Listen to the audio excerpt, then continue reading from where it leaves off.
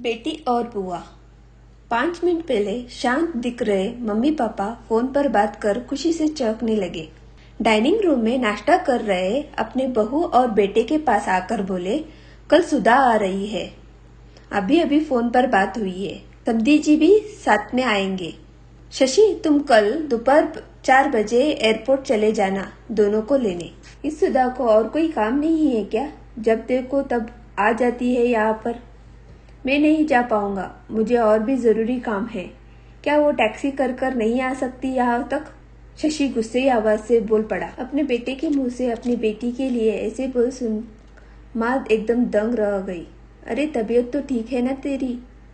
कैसे पागल की तरह बात कर रहा है? घर में 2 गाड़ियां होते हुए बहन को टैक्सी में आने के लिए कहता है। माँ बोली, रहने दो, मैं खुद जाकर ले आऊंगा अपनी बेटी को। करने दो उसे अपना काम। अभी सुधा का बाप जिंदा है और मैं नहीं चाहता कि मेरी बेटी को उसके ससुराल वालों से ताने सुनने पड़े कि इकलौती बेटी होते हुए भी उसे लेने गाड़ी नहीं भेजी या उसके स्वागत में कोई कमी रह गई। पापा ने बेटे को अपनी नाराजगी जताते हुए कहा, आप दोनों समझते नहीं हो मम्मी पापा। वो जब भी इस घर आती है तो सारी दिनचर्या बिगाड़ देती है। वो तो आराम से बैठी रहती है किसी महारानी की तरह। हम सबको उसके आओ भगत में लगना पड़ता है। मेरी पत्नी का तो पूरा दिन ही दीदी और जीजाजी के आगे पीछे उनके ऑर्डर्स पूरे करते हुए निकल जाता है। गुस्से से शशि बोला, आज क्या हो गया है तुझे? कैसी बहकी बहकी बातें कर रहा है? बहन है तेरी, कोई पराई तो नहीं है। क्या है उसका इस घर में? शादी में दे दिया था ना हमने जितना देना था, फिर क्यों चली आती है बार बार यहाँ पर और हर बार बैग भर भर कर लेकर जाती है?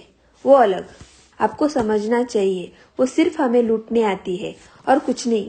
शशि ने तांज कसते हुए कहा, मुझे क्या अगर वो यहाँ से थोड़ा कुछ ले जाती है तो?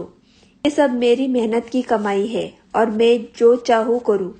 चाहूँ तो पूरा सुधा को दे दूँ। पापा गुस्से से लगभग कांपते हुए बोले। शशि अपनी आवाज धीमी करते हुए बोला, मैं कहा कुछ नई बात कर रहा हूँ मम्मी पापा। मैं तो वही बोल रहा हूँ जो मैंने बरसों से बुआ के साथ होते हुए देखा है। आज अपनी बेटी के खिलाफ 2 शब्द क्या सुन लिया, आप तो गुस्से से लाल हो गए। क्या सोचिए, जब आप बुआ के साथ ऐसा व्यवहार करते थे तब दादी को कैसा लगता होगा, जो हम पर इतनी जान छिड़कती है। आपने कभी उनके और उनके ससुराल वालों के मान सम्मान के बारे में परवाह नहीं की। उन्होंने कभी भी आपसे कुछ नहीं मांगा, बल्कि हर बार वो अपने साथ कुछ न कुछ लेकर ही आती, लेकिन आपका व्यवहार कभी भी उनके साथ अच्छा नहीं रहा।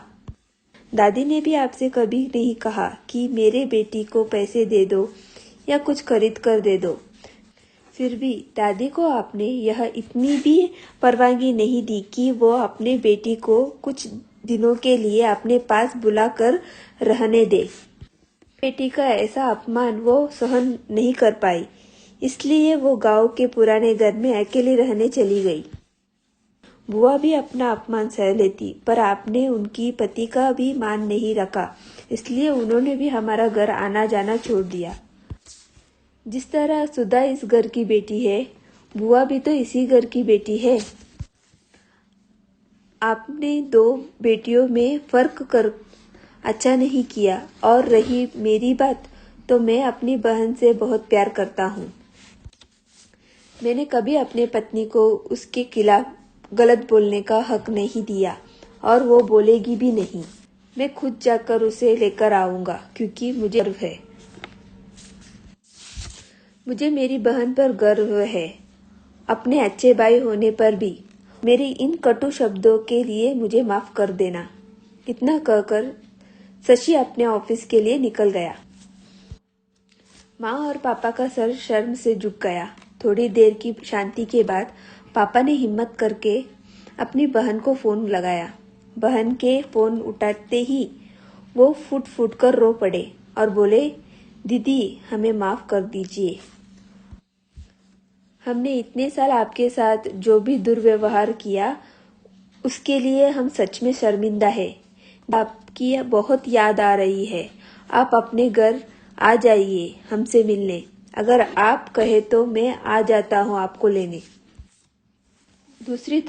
दूसरी तरफ दीदी भी रो रही थी। वो भाई के इन थोड़े से ही शब्द से पिघल गई थी। वो बोली, मैं तुमसे नाराज नहीं हूँ भैया, मैं जीजाजी को सारी बात बताकर जरूर आऊंगी। दोस्तों, बेटी तो बेटी होती है, बहन हो, बहू हो, बेटी तीनों में कोई फर्क नहीं करना चाहिए। इनसे ही घर की शोभा होती है और इनसे ही घर खुशियों से भर जाती है।